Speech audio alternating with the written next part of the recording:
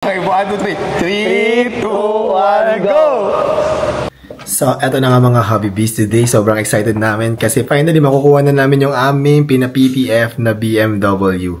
So, hindi ako nag-request ng mga pictures or any video nung ginawa kasi gusto namin ni Happy David. Ma-surprise kami pagkita namin mamaya kung ano ng itsura ng aming BMW after siyang ma-PPF. Ang pinili namin ni Happy David is matte white. Kaya excited na kaming kunin ni Happy David. Okay, so andito na kami sa Leading International Auto Service Center and we're back. Ayan, papasok na kami sa kanilang shop and excited ako. So, gagawin namin ni Happy David, may magba-blindfold tayo. Huh? Mag-blindfold kami para at least surprise. Surprise yung aming reaction, diba? So, ayan, nakatago naman daw yung kotse namin kaya ito. Mag-blindfold na kami pagkababa namin. Oh my gosh.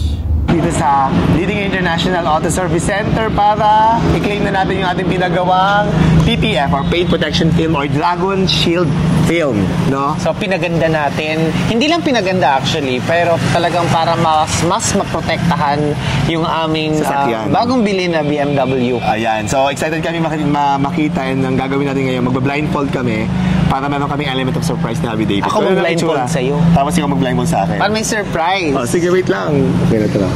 Paano mo niya ako iba-blindfold ko? Iba-blindfold ko siya. Si Bob magba-blindfold sa'yo. Tapos iba-blindfold mo ko paano?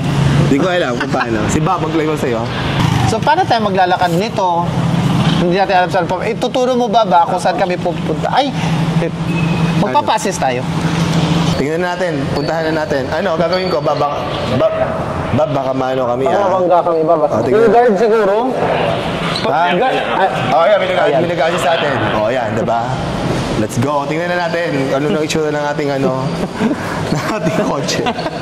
Okay, 1, 2, 3. 3, 2, 1, go! Allah! Oh my God!